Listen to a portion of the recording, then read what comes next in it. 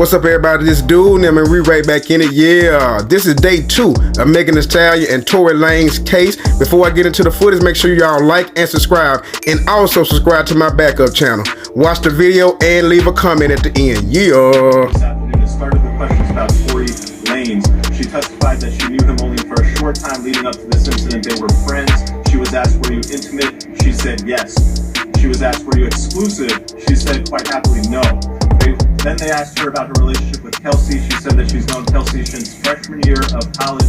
How you know her? How would you describe the relationship? I found her answer very interesting. She said, I quote, we did everything together. They asked her, hey, how do you feel about being here today? She was struggling through the testimony. I was a little surprised at her answer. She said, I don't feel good. I can't believe I have to come do this. Not really sounding like a victim to me. She's a strong black woman. That's the image that the jury, I think, would have gotten of her. And I expected her to say something more like, I'm here for justice. I'm here to tell my truth. That man shot me. They asked her about when they left the party and when Tory got there. So she explained initially she had gotten there with a larger group of people. Then later she asked Tory to come. By the time Tory got there, it was a lot fewer people. And then towards the end of the night, they asked her who was left. And she said it was basically just me, Tory, and Kelsey. And then we got in the pool.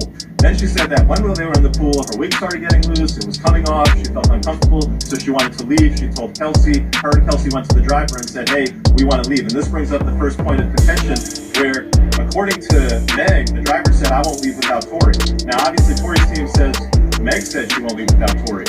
And then the person actually asked, the defense attorney asked, well, why didn't Tory want to leave? And everybody was waiting for the answer to that question, because that's the whole Kylie Jenner angle. Unfortunately, the defense objected. The judge said sustained. She didn't answer the question, why didn't Tory leave? The whole situation in the car. She testified that, hey, look, we all got in the car. I got out, an argument started to break out.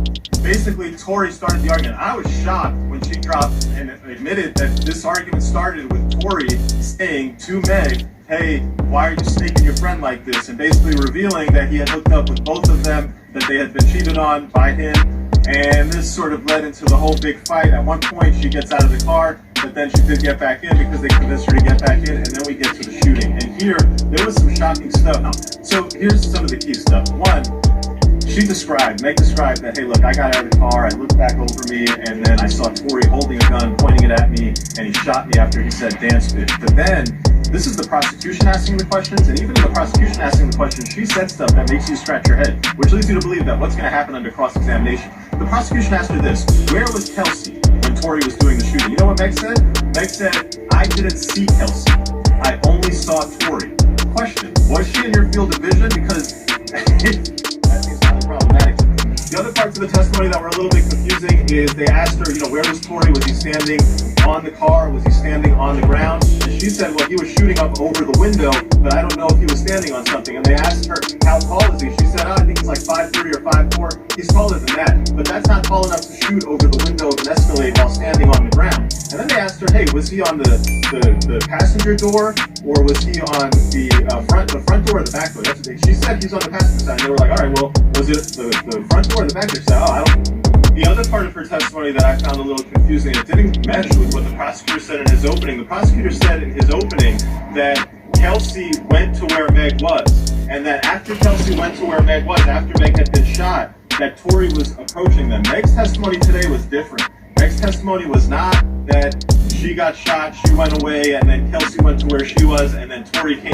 Kelsey was the one who let off the gun. If the victim can't tell you where Kelsey is, that seems highly problematic to me. The other parts of the testimony that were a little bit confusing is they asked her, where was Tory? Was he standing on the car? Was he standing on the ground? And she said, well, he was shooting up over the window, but I don't know if he was standing on something. And they asked her, how tall is he? She said, I think he's like 5'3" or 5'. And there you have it. That's day 2 of the trial. Leave me a comment in the comment box and tell me what you think.